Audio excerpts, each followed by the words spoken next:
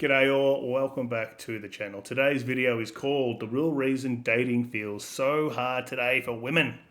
Let's jump in, contrast and discuss as usual. And along the way, let's have a laugh at it, not take it too seriously. Welcome back to another episode of This Chapter Rewritten. And if this is your first time tuning in, I'm so glad that you're here. Today we're talking about something that women of literally all ages are struggling with. And that's dating apps, and the absolutely chaotic dating culture that we're all trying to navigate. I'm sharing some of my own personal experiences as a single mom in her 40s, but I know women in their 20s. This will be good. This will be good. We've got a live case study here, guys. Now, let's talk about quickly before and this is going to be quick. I'm not going to full blown rant for 15 minutes like I normally do at the start of a video. These women do not have it that hard on the dating market. That's why I make these videos. That's why we talk about it and sort of shake our heads. If these women just had reasonable, normal standards, even being a single mother as well, you'd be able to probably get someone who would stick around and be all the things that you're asking for from James Bond, who's not going to come. That's all that dating is hard means for women. It means I'm not getting perfect man, the perfect person that I've materialized in my mind. He's not coming and knocking on the door. He's not coming and knocking with a bouquet of flowers and chocolates and wearing a suit ready to take me out in his limousine. Can't make it up. 20s and 30s who are dealing with the exact same nonsense, if not worse, especially the ones that still want marriage and children. The pressure is intense, and the dating pool is less than ideal. For me, I don't have that pressure anymore. I've been married. I have children. I've built a life that I'm genuinely comfortable in. So at this point, for me, finding the right partner would just be a bonus, but it's not a requirement. And that honestly makes it easier to be more and more selective because we know that nothing feels worse than being in an unhappy relationship. You will never feel lonelier than you will feel in an unhappy relationship. I'm at a place in my life where peace comes first, always. So today we're getting into why modern dating feels so challenging, how to keep your standards high when the dating pool is so low, how to trust your gut on the apps, and how more and more women are actually happier staying single than settling. And I'm sharing some of my recent dating app experiences, all of which were almost first dates, and why. That's what I mean here. So you got, and let's just been reasonable, right? You got a single mum, already been married, has a few kids, out here trying to be overly selective to find the right man, like the perfect man to be her partner. And the reality is for these women, as harsh as it sounds, the market isn't the same as it was when they were younger and didn't have children. And that's what they get mixed up. They still have value, high value, to get men which they want, to want them back. It's just not happening. At the very most, a guy who they really want to, who has his life together, who knows a little bit about women, a single mother in her 40s is just short-term recreational use. Well, that's it. That's how men think. You're not taking that on. Especially you've got other options. Now, a lot of guys out there will take it on. But not my boys. We don't do that. We don't do that. I walked away from all of them. So let's get into it. Dating right now is really something else. And if you're out there blaming yourself or wondering why it feels harder than it should, please hear me when I say this. It's really not you. It is the current dating culture. No, it is. It is you, because if it wasn't you and your value was as high as you thought it was, you'd have plenty of suitors who would like to take you out. So women like to dodge accountability. They like to hamster with pseudo psychology, high level societal analysis and dating culture analysis to remove the fact that they are in the driver's seat of their life. and the decisions that they make and what they do and their value to the outside world is mostly in their control. So when a woman says they're not having any luck getting men or finding men or whatever it is, you probably couldn't be any much more of a failure when you really think about what they're selling. They're selling probably the most desired thing on the planet for men, besides money. And that's clunge, mut, as we call it. That is an absolute fact. So if you cannot sell that product, which does not need to be sold, to somebody to take it off your hands, take that little packet of clunge and buy it, then it absolutely has something to do with you. So let's talk about the dangers of getting involved with these sorts of women. I'm not going to say her specifically, these kinds of women, especially single mothers on dating apps. Absolute basket cases. So a lot of them will say, I'm not, like she just said at the start, they'll say, I'm not looking for a father for my kids, or I'm not looking for anyone to look after me and my kids. I'm just looking to date. I just want just a boyfriend. I just want to go out and have, good social interactions with a man. But that, most of the time, isn't genuine when they're saying that, even if they think it. I've known guys that have been sold that spiel and give it a few months and they're wanting to introduce you to the kids. And then you start going and doing things with the kids, taking them around. You go and get a van, you bundle them all in. You go up to SeaWorld, you go up to Dreamworld, you pay for it like a good little man. You're a real man. You're the man who stepped up. Then the kids start telling you to go and get stuffed, get effed. You're not my dad. By the way, can I have some money? But you're not my dad, get effed. Once the kids start acting up and you start having an issue with the kids, if you start pushing back on some of the BS, well, you basically have ended it for yourself, because that woman, and rightfully so, is not going to side with the man over her children. It's just not going to happen. So what happens to guys? They get sucked in, they play this provider role forever, how long it lasts, and then eventually you just get discarded.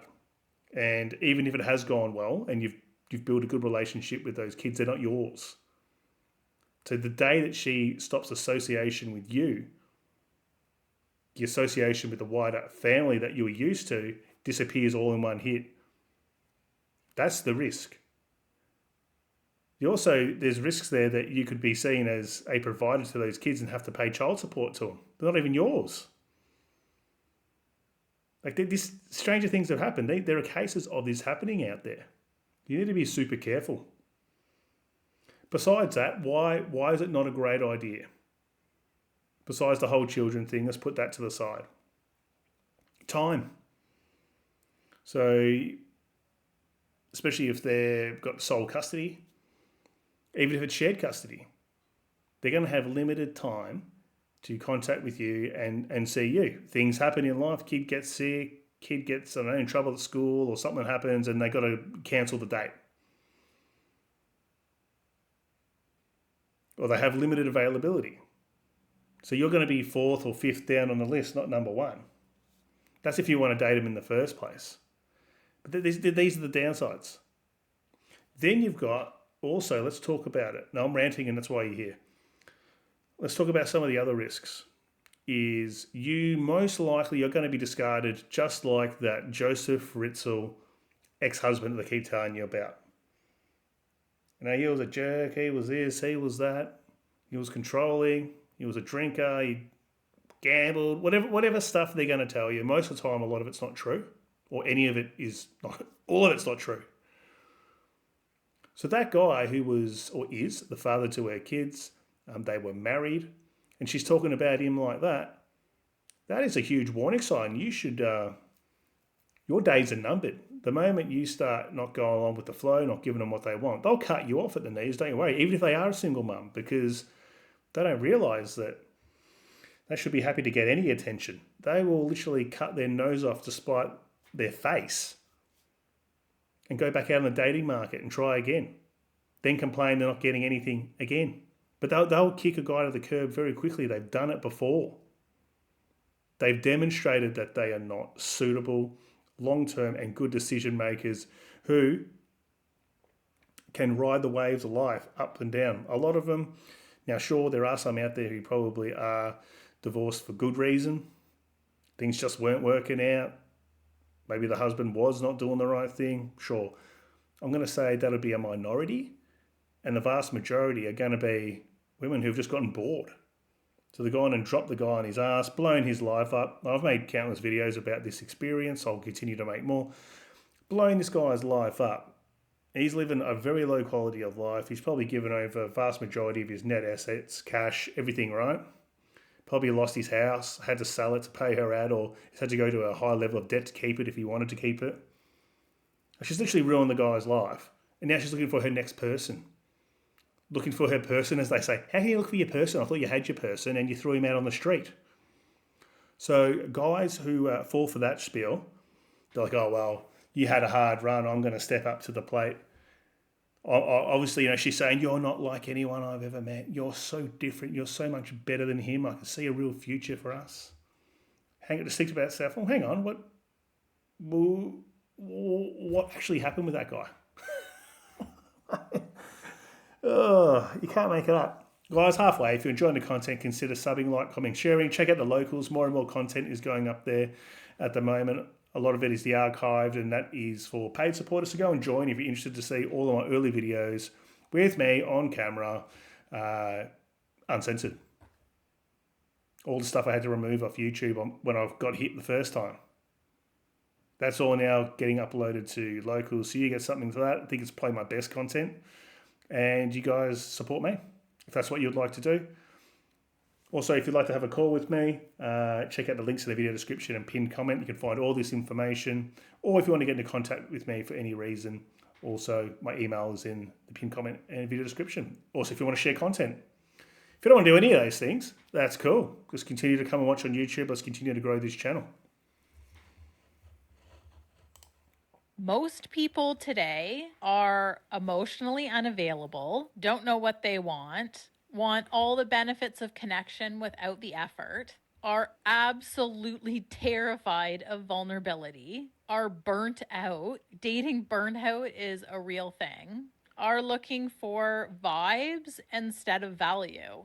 And on top of all that, dating apps have turned people into options instead of humans. I myself refer to dating apps as human catalogs because it does so often feel like you are literally shopping for a person. So when Exactly, that's exactly what they're doing. Like, you guys are the catalog items.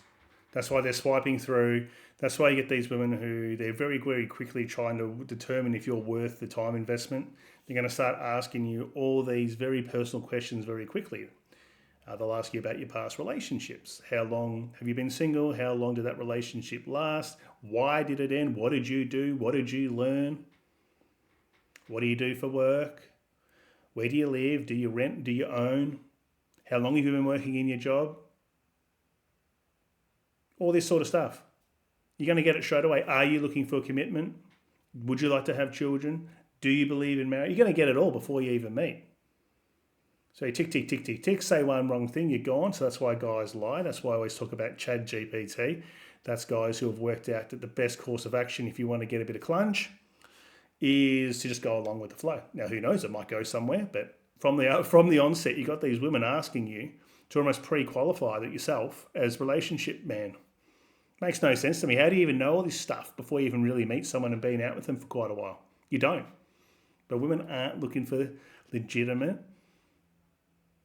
organically developed relationships. They're looking for a sucker. And as I was saying before, they're going to say they're not looking for the guy to take the kids to SeaWorld and Dreamworld. They just want to date. No, they're looking for an idiot who's going to save them from the situation that they're in due to the past decisions and poor life choices they've made. Whether it be in relationships, blowing up the last relationship with the husband, making bad choices with money. Even the women who get a big windfall from separations and divorces, piss it up against the wall.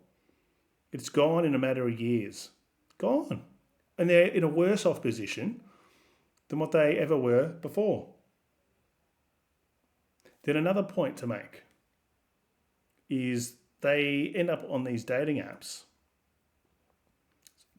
going through men, as I said, like catalogue items, never believing that they have to settle. They always want the best item that every other woman also wants, also women that are younger with no kids want, and they think they can compete. So they end up on there basically going out with guys who are never going to see them as anything more. They're human flashlights to these guys, are recreational use, and I absolutely recommend that's what you do, guys. And they're thrown back out, and they continuously do this for years and years and years on end, and never, for the most part, now some of them do become lucky and get what they want. I would say the vast majority don't. They just end up being institutionalised on dating apps or giving up altogether. I've seen it firsthand, even women in my immediate network. I'm talking in 50s, 60s, 70s years old, seen the whole thing play out. Quite literally, I've seen the exact thing play out several times. Chuck a guy on the street thinking they're going to upgrade and ended up with nothing, then burning through all the money and living in hardship in their older years. And then they still talk about the ex-husband 20 and 30 years later like he's a piece of shit because it's all his fault. That's where she is. No, it's not her fault. It's got nothing to do with her, apparently. So, yeah, women are looking for suckers, guys. Like, this is blatantly it. And I'm going to get guys saying I'm bitter and I'm jaded and all those bullshit things. I'm just trying to warn you, for the most part, especially with kids in tow, 40 plus, not much really to offer a guy. And she wants the world from the guy. They want to lock in. They're called superannuation women for a reason. Like, that's what I call them, superannuation women. They want the insurance policy. They want someone to clean up. They'll say things like, oh, a real man, he steps up. It's not the man who had the kids, it's the man who stepped up and raised them. He's a real man. Okay, awesome. And you're someone who actually knows yourself and has put in the work, who's looking for peace and reciprocity, it becomes painfully obvious how many people are not on that level. And that's why keeping your standards high matters more than ever. Let me give you some examples from my own recent personal experiences. I started chatting with a man on a dating app. Things seemed promising. We set up a date pretty quickly. We hadn't done a lot of talking, but enough to know that there was some interest and we both wanted to move forward with a date. Things seem promising, i.e., he looks like a future idiot. And I prefer to get to know someone in person rather than doing a whole lot of back and forth on the apps anyway. So that was fine with me. So he asked when I would be free. I told him. We picked the day, the time, picked the location. Everything was set. He had even offered to come to my city, which I think is just the obvious choice, but these days a lot of men don't offer. So I appreciated that. So everything was clear, everything was set. We spoke the day before the date was planned and had both said we were looking forward to it. Then on the day of the date, I had a really stressful morning. My daughter's school was in lockdown, and if you are a parent, you know how stressful that is. Literally talking about it right now, I feel like the wave of emotion and anxiety wash over me. So needless to say, I wasn't on the apps. I really wasn't checking my messages at all. I was pretty laser focused on one thing and one thing only. It really had not even crossed my mind to confirm what in my mind had already been confirmed. So there you go, guys. As I said, kids, stuff happens, right? And so it blows things up. It gets in the way, and that's the honest truth. We want to say, well, if you can't deal with that and my kids and what comes with it, I don't want you. But this is the reality.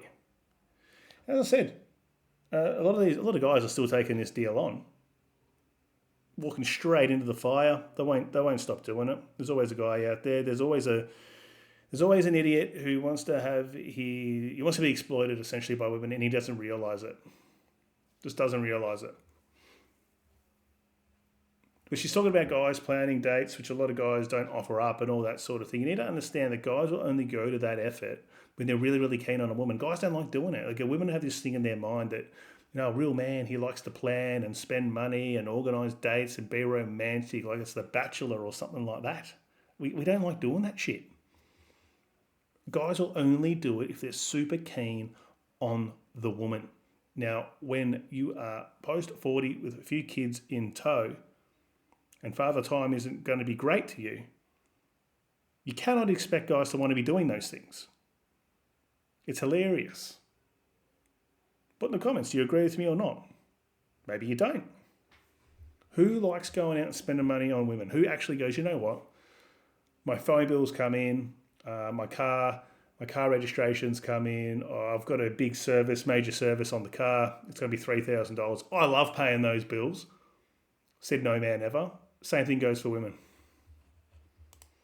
Even if there hadn't have been anything else going on, then that afternoon, when I did get a chance to check in, I saw a couple messages from him, and the last one said, I was really hoping that you would confirm for tonight. And I thought, okay, that's odd. Like, we've really set it up and basically just talked about it the night before. So I sent him a quick message and said, I've had a super stressful day. I'll explain later when I see you. And he messaged me back and said, I won't be able to make it tonight. I have committed to completing a project at work. When I didn't hear from you to confirm, I accepted the project. So I messaged him and said, since we had already set everything up and confirmed, I didn't feel the need to reconfirm this morning since it was already confirmed. But no worries. I wish you the best. And he met.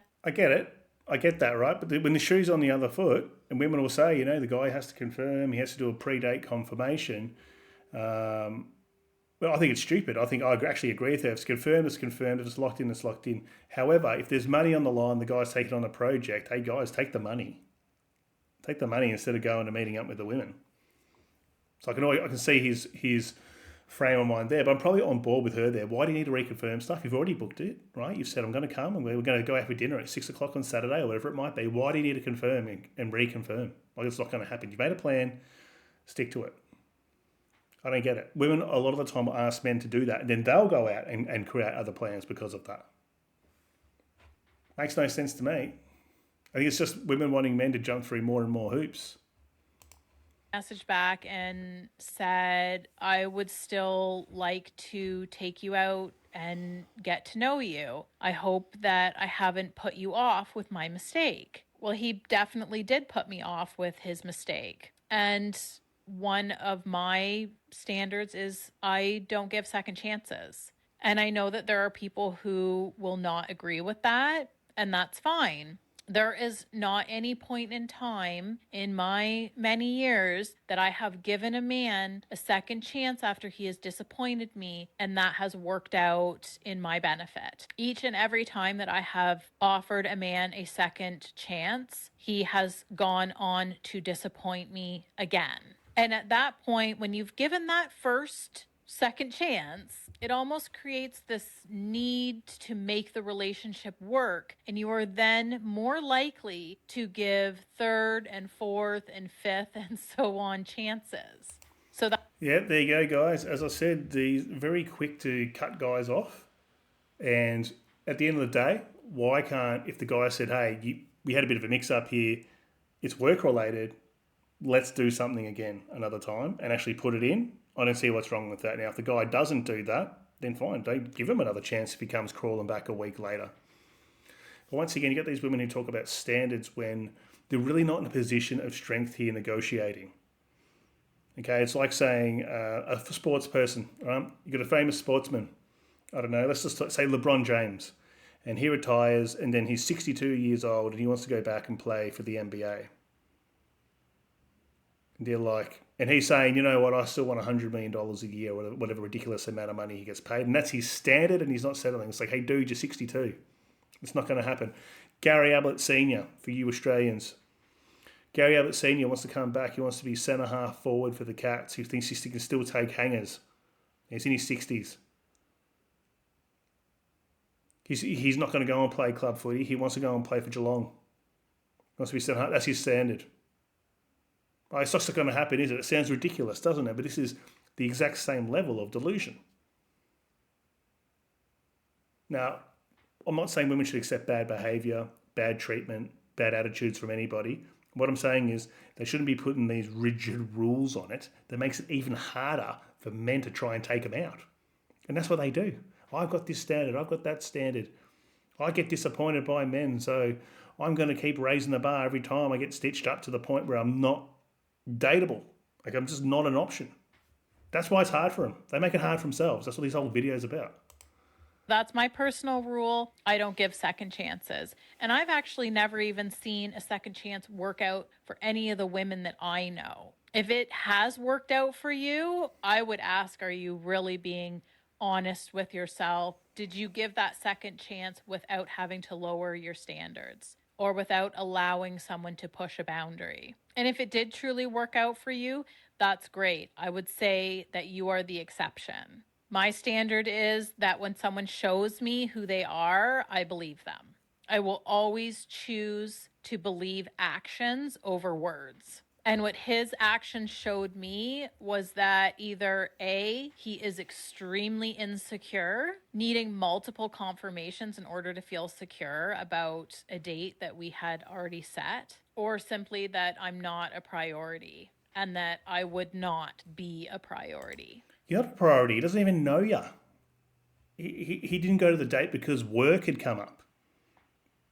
Why would you not accept work to go and take out a single mum? I don't get it. They don't get it. I'm not a priority. Of course you're not a priority. He doesn't know you. You haven't built a relationship. You don't know this dude. You're not a priority at all. You're just a quick date and see how it goes. Oh, as I said, just tell them themselves. That's why it's so hard today, guys.